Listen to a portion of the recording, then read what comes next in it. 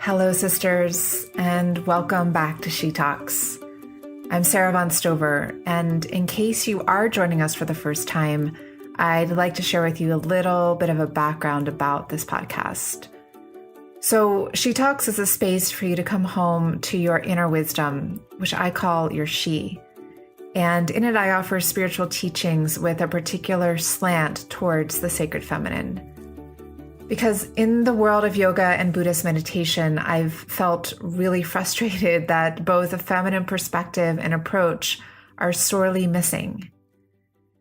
Throughout the month of July, I'm offering a special seasonal series here called Poolside Sutras, and this is my summertime gift to you.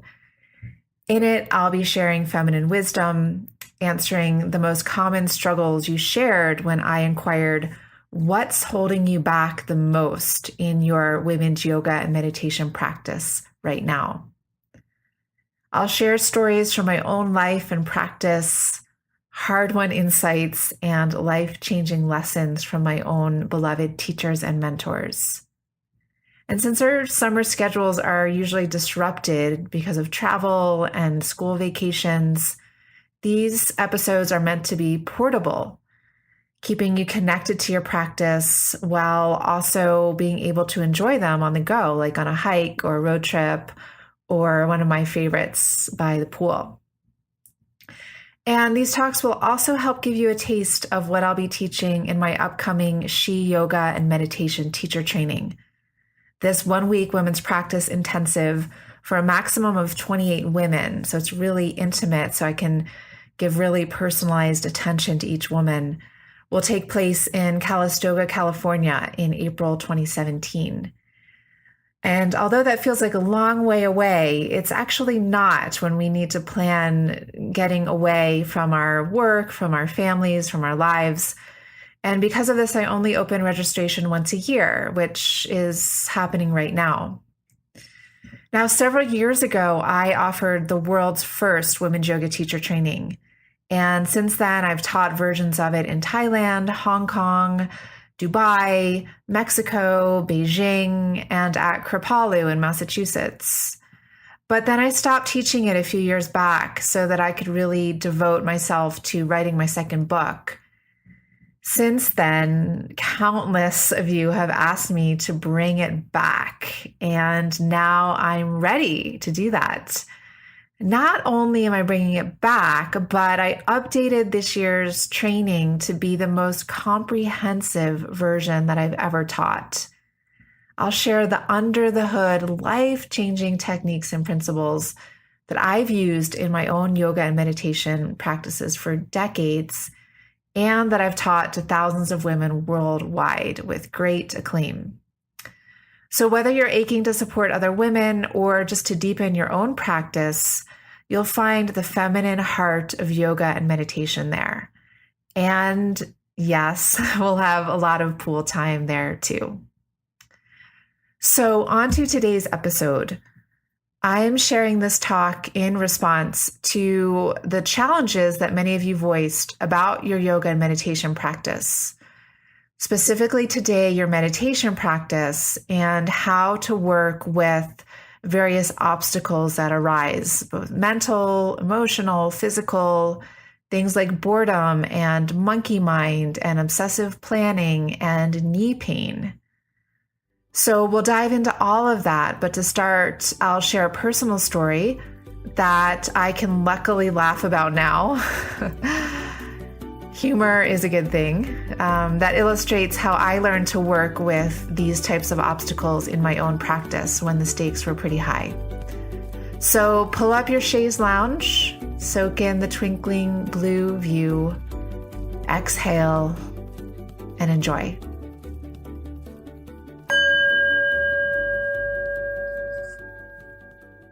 In the first 2 episodes of this series, we focused more on the yoga aspect of our practice, and we're going to come back to that piece as well in the coming episodes. But today I really want us to focus on meditation. And I feel that meditation often gets kind of lost in the weeds of our lives. In a typical yoga class, there's not really time and space for meditation. There's a way that we hold a belief in this day and age that sitting still and quote unquote doing nothing is a waste of time. And that that our time is precious and our money is precious and we need to be filling it with as much as possible. And this, I feel, is really a disease of this time in history, and one that we need to take a really honest look at and see what parts of these beliefs do we hold within ourselves and challenge them, because spiritual traditions throughout the ages teach us that we come to know who we truly are and what life is about in stillness and in silence. And it's in stripping away of all of the noise and distractions that we can actually let our false view of ourselves in the world fall away, and the more accurate understanding of that, which is always here, which is ever present, to rise up to the forefront of our awareness. So to dive into this topic of meditation, I want to share a little story that was fun and also a little bit, I don't know what the word is, maybe not sad, but challenging to remember. And back in 2008, it was January of 2008, and I had just packed up all my things in Thailand. I ended my career there, my big teaching career. I was very much a fixture in the community there as a leader. I ended a relationship with a man that I was with for several years, and I knew that that chapter of my life of living in Thailand for 9 years had come to a close. And I didn't quite know where I was going to go yet. I was really in a place where I could move anywhere. I was thinking maybe I'll move to New Zealand, or maybe I'll move to France or Hawaii or San Francisco or Boulder, Colorado. And because I had a sister, I still have a sister, who lives in Boulder, Colorado. Actually, she lives in Denver now, but she lived in Boulder at the time. I shipped all of my things, the things I was keeping, that is, to her house here in Boulder. And I booked a 2-month trip to India before I was going to fly home from India to the US. And my first stop, I flew from Bangkok to Gaya. And I then took a train to Bodh Gaya, which is a really major Buddhist pilgrimage site, and it is the place where the Buddha himself was said to awaken under that famous Bodhi tree. And I was going because I had heard such magical things about this place, and I was going to go on a 10-day Vipassana meditation retreat with a teacher from the UK. And I had heard great things about this teacher, great things about this retreat. And I was really excited about it. Like, okay, this is going to really kind of drop me into just a stiller, more centered place after my big move and ending this relationship. And I'm going to get just really strong and clear inside, so that I'm going to have a great rest of my trip in India, because I'd planned to go on to Varanasi and then to Rishikesh and then to fly out of Delhi after that. And I was just really excited about this trip and ready for an adventure. So we settled in for the retreat, and immediately it did not live up to my expectations. I was sleeping on, it wasn't even a cot. It was like kind of like one of those camping hammocks. And I was in a room with a small room of, I don't even know how many, maybe like 10 women or something. It was way too many people in a small space. And it was incredibly, incredibly dirty. because Bodh Gaya was very dusty and it hadn't rained in a long time, and the streets were dusty, and anytime a car or a motorbike or a rickshaw, which is kind of like a bicycle taxi, would go by, just all this dust would just fly in through the windows, and the white tiled floors were covered with the film of this brown dust, and soon all of my clothes were covered with this dust, and our beds, and there was just really no way to stay clean. And as is quite common for these Vipassana meditation retreats, and Vipassana is from the Theravada, from the Buddhist tradition. It's roughly translated as insight meditation. We had a quite rigorous schedule of waking up at 4 a.m. We had about, I think it was an hour to an hour and a half of embodiment practice where we could do any sort of movement that we wanted. And this was before the sun rose. And I always chose to go up to the rooftop of one of the buildings and do my yoga practice up there under the moon and the stars, and to watch the sun rise across the horizon. That's one of my favorite things about India, is how rooftops are so accessible. And whenever I travel to India, I always do my practice on the roof. And then we would have a full day of sitting meditation interspersed with walking meditation. And in the evenings, we would have a Dharma talk and more meditation, and to bed at around 9 so we could start all over again the next morning. And all of this was done in silence. And a couple days in, I started to really not feel well. I started to get what I thought was at the time a really, really bad cold. And I often have a sensitive respiratory system. I remember when I was traveling in Nepal with the pollution in Kathmandu, I was just sneezing and my head was stuffy the whole time from all the air pollution. So I didn't know if this was a cold or if it was just kind of an allergic reaction to all the dust. But I knew that I was very, very uncomfortable. So during our long, between 45 and 60-minute sits without moving, my nose was like a faucet, and it would just, both sides, both nostrils was just like dripping, dripping, dripping snot down my face, dripping off my chin into my lap. And because it's a form of practice where we don't move, where we just sit with what is, I wasn't lifting up my tissues to wipe my nose, and I didn't have any medication or anything just help boost my immune system. I just had this raw, intense cold, and it was really hard to stay awake. As any of us who's ever had a cold, which is all of us, we know it makes us very tired. So a lot of times I was kind of nodding off in my practice. And if you fall asleep and you start to fall asleep in your meditation practice, or it's similar to falling asleep on an airplane and you kind of catch yourself, you start tipping over in one direction and then oh my gosh, I'm falling asleep, and you jolt back upright. Well, I was doing that many, many times in a row, as you could imagine. And what was worse than the physical discomfort that I was in was the mental and emotional discomfort I was in. And isn't that always the truth, right?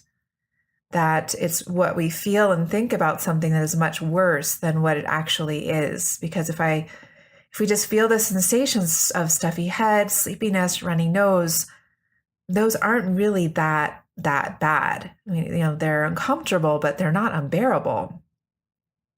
But what was happening in my mind and in my emotional body felt more unbearable, because I was just making a ruckus at that level. I was so disappointed. I had such high expectations for this retreat, for, being the stoic meditator, being the pristine yogini, having this enlightened week-long retreat and leaving, really healthy, really rested, really centered. and just really ready for the next phase of my journey, really ready for the next phase of my life. And what I was coming across was just the opposite of that. I was getting more exhausted. I was feeling worse than I did when I was just running around Chiang Mai, Thailand, like a mad woman, bringing my things to the post office to ship and just tying up all my loose ends, saying goodbye to everyone. I was more frazzled sitting still in this meditation retreat than I was when I was moving out of the country that I had lived in for a decade. Imagine that, right? So that cold did not subside, actually. I continued to be sick. But I continued to show up for my trip. So I spent some time in Bodh Gaya after the retreat. I went up to Varanasi and did all my sightseeing there, enjoyed my time there, took the train up to Rishikesh. And it was in Rishikesh that I discovered that I actually had an amoeba. And I must have gotten it during my first days in Gaia, through the water or through the food. But by the time I got to Rishikesh, I was incredibly, incredibly sick. And I was able to get some medication in Rishikesh to help turn things around, but I was still sick when I came back to the US and still recovering. So none of that ended up being how I expected it to be. It was more uncomfortable than I had wished for myself. And I realize now, in retrospect, that was exactly what needed to happen. I mean, how could, after closing up a decade-long period of my life, when I set out time to really digest from that and turn the page, of course, there's going to be an unraveling in my body and in my emotions. There's going to be an unraveling in myself. And a lot of times that can show up as an illness.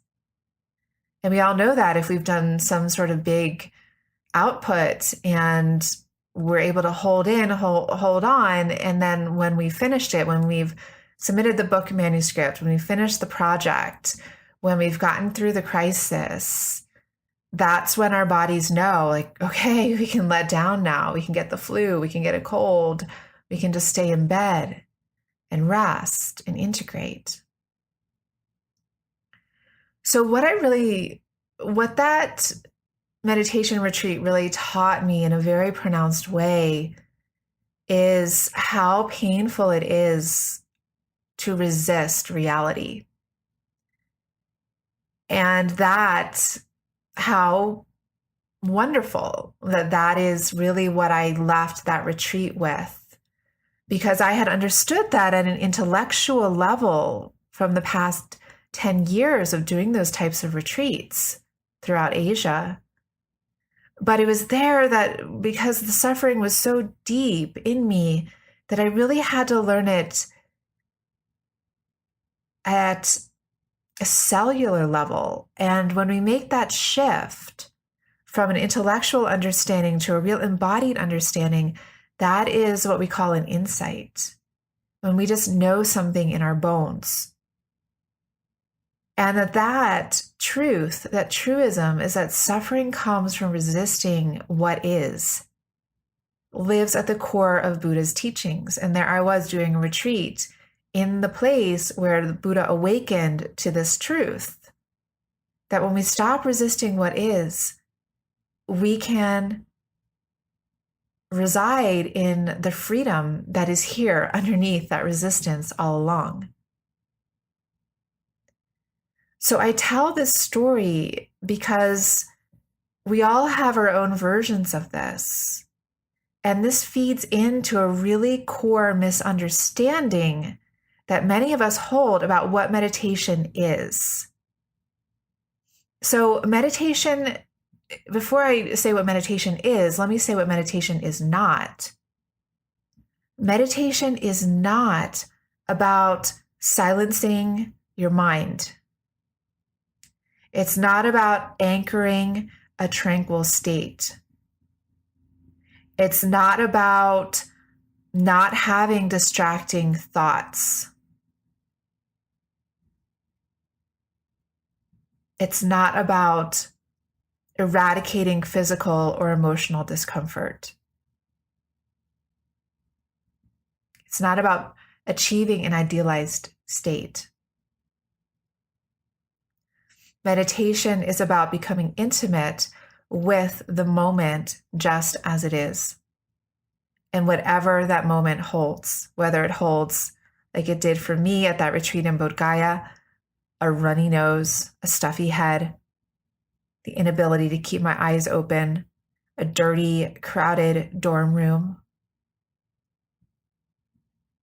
Or maybe it includes your legs and feet falling asleep in meditation, your back hurting from sitting, monkey mind, boredom, realizing that you sit down and you just can't stop planning. You just can't turn off the planning mind.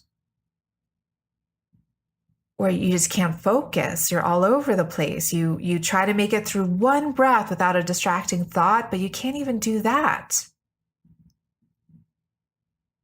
And then you're frustrated. And oh my gosh, I'm frustrated and my meditation is a failure. Or maybe you're in a major life transition and you're too sad or depressed, you think, to practice. Or you're too antsy, you're too anxious, you're too ungrounded, you're too exhausted, you keep falling asleep.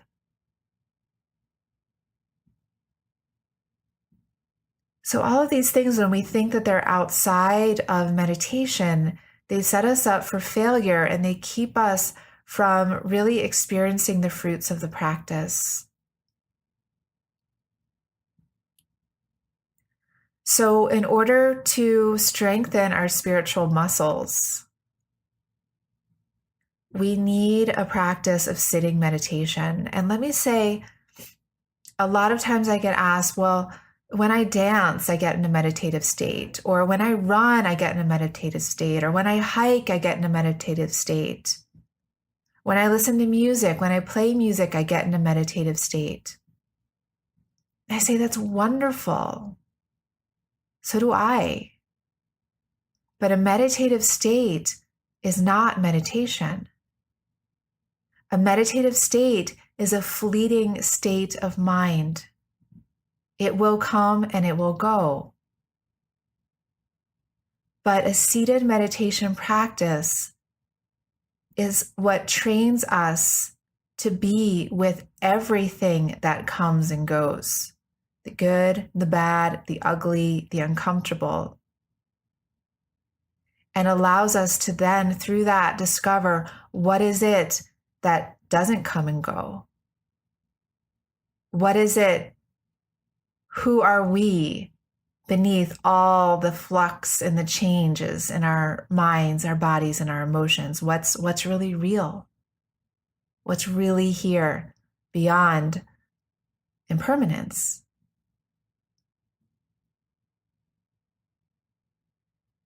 So just as, that example of dance, like you need to practice dance in order to be a dancer and to experience the fruits of the dance. You need to practice meditation to experience the fruits of meditation. So in meditation, nothing is a problem. We need to shift our view, kind of turn this paradigm upside down. Nothing is a problem. Everything is okay. Meeting yourself as you are, meeting the moment as it is the only goal. And I'll say it again, suffering comes from resisting what is.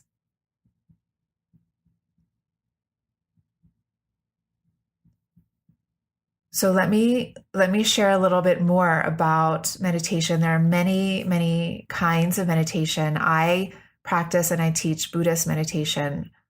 Obviously, for my 10 years in Thailand, that was really my core lineage. And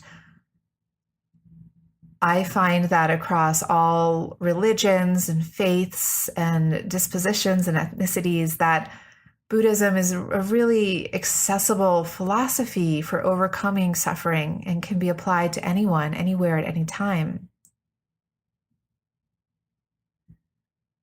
So, in my practice and teaching of meditation, I especially draw upon the Theravada tradition that comes out of, moved from India to Burma to Thailand. And that was what I first studied in Thailand. And from there, I went on to also study Vajrayana, which is Tibetan Buddhism, and also some Zen Buddhism. And in Theravada and in Vajrayana, and also in Zen, there are two phases of meditation practice. One is more of a concentration practice, and one is more of an insight practice. So what we want to do when we come to our meditation, and I recommend a sitting meditation of at least 12 minutes a day. The concentration practice in Theravada is called anapanasati, and that is a concentration practice usually of just focusing on the breath, feeling the movement of the breath as it comes in and out of the nostrils. In the Vajrayana tradition, it's called shamatha, which is translated as calm abiding. And that is where we kind of put blinders on to everything else, and we just focus our mind on our breath. And in this day and age, we need these types of concentration practices. So if you have a monkey mind, if you have a lot of restlessness, if you can't focus, if you're incessantly planning, especially with all the time that we're spending on our screens and just developing a real lack of attention. There's all these studies now that it's hard for us to read a book because we're so used to jumping from looking at one thing to the next on our screens. So to have these concentration practices, and usually in a retreat, those will be maybe the first third up to the first half of the retreat, just to really help to calm and steady the mind. And then usually the second half to, the last 2/3 of the retreat is more of the insight practices, where we simply let everything arise and we welcome everything into the field of our awareness, and we just rest with everything as it is without grasping onto anything or pushing anything away. And in the Theravada tradition, that's called vipassana. And in the Vajrayana tradition, that's called dzogchen. So we have these concentration practices and then these awareness practices. And we all need both in different degrees. And we need the different practices and training in both to really find balance in our own psyches, our own minds, and to really experience the fruits of a meditation practice. So it's important to know that as we sit in meditation, the Buddha also laid out 5 core hindrances that we all experience. And I speak more in depth about these in my live retreats and intensives because they come up more strongly, and we can really look at just how they live in us in a real life way. But I'll just list them out now. The first is craving, really wanting something, desiring something, whether that's a certain food or a certain someone to like us or a certain thing to happen in life. And there's aversion, which is wanting something to not happen, like wanting to not be so hot, wanting to not be so cold. In the case of my retreat in Bodh Gaya, wanting to not be sick, wanting things to not be so dusty. There's doubt. Maybe this practice isn't working for me. Maybe I shouldn't have come to this retreat. Maybe I should be doing something else other than sitting and meditating. Maybe I'm doing it wrong. Maybe I'm just not cut out for this meditation thing. Then there's lethargy, which could keep you from even coming to your practice, just listlessness, laziness, or maybe it's causing you to fall asleep on your meditation cushion.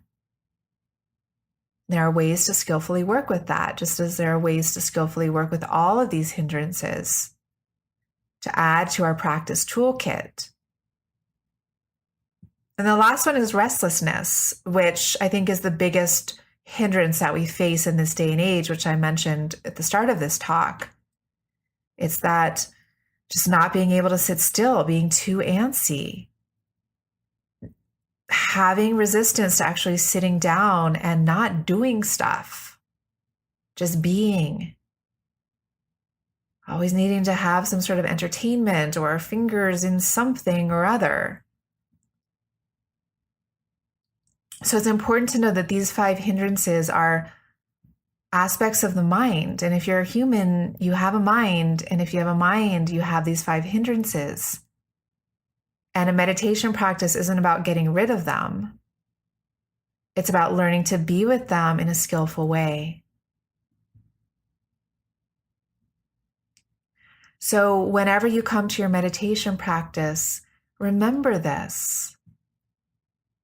And remember that we need to have the skillful means. We need to have the practices to know how to work with anything that is arising in our body, heart, mind in any moment. And there are practices, many practices, ageless practices that work, that lead to freedom, that lead to liberation, that lead to unchaining yourself from pushing and pulling life to try to be something other than it is. So we call on these skillful means, and then we also strengthen that muscle of being with what's here and learning the appropriate use of the skillful means and the being with what is here, that radical acceptance in any and every moment.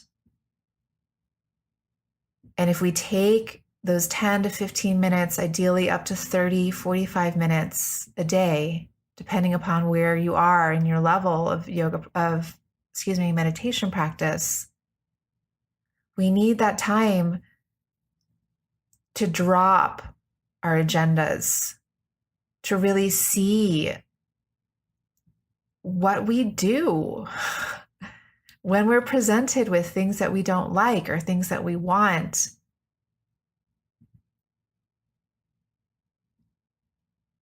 And then when we go out to live the rest of our life that day, it helps us to be a better person. I say this so sincerely for myself. When I do this practice in the morning, I am a better person for the rest of the day, without a doubt. I notice a radical difference when I don't do this practice. You're going to have to try it out for yourself. See for yourself. See what the benefits are. And then the benefits just accumulate over time. We become more accepting, less reactive, more able to pause and notice the impact of something before we speak or act. We're able to move through life crises and challenging moments with more grace and stamina and patience, because we know what it's like to sit with boredom, to sit with monkey mind, to sit with sleepiness, to sit with our anxiety, to sit with pain in the body. We've done it in those smaller doses. So when life gives us a big dose of hardship, we have the muscles to make it through and to extract the gifts that we need to in order to move forward, in order to grow, in order to become who we're here to be. So don't brush your meditation practice to the side. If you don't have a meditation practice, and if you feel called to have one, start one. Don't wait for next season or next year. Okay, and remember that meditation, just like yoga, is something that we continue to deepen in over time, and we do reach plateaus. We can reach places where we feel bored and we feel like our practice isn't working anymore, and it's just we're just kind of at a standstill, and And those are the times when you need to go sit with your teachers. You need to go to a meditation retreat. You need to go to an intensive. You need to practice within a group of people to be re-inspired, to be lit up again, at least once a year. Okay, just like it's not good to go a year without going to the doctor, or it's not good to go a year without doing a cleanse or going on a vacation or spending quality time with family. It's not good to go a year without really devoting quality time to your practice life, to really nourish and fertilize this inner garden of your being, which you can then draw upon for the rest of the year. It's really one of the best investments you can make in yourself. So have courage, have patience. If you have hard moments in your meditation practice, remember me on my meditation cushion in Bodh Gaya, just sick as a dog. And that in even the most harrowing moments, there are huge lessons to be learned. And there are huge opportunities for growth. Now, I structure all of my online and in-person gatherings to have a really contemplative, retreat-like atmosphere. To do that, we have periods of silence, as well as stretches of time where we engage with one another with presence and mindfulness. We turn off our devices, spend time in nature, engage in embodiment practices, and eat really great food and intentionally step away from our other life obligations so that we can tend to our precious inner gardens.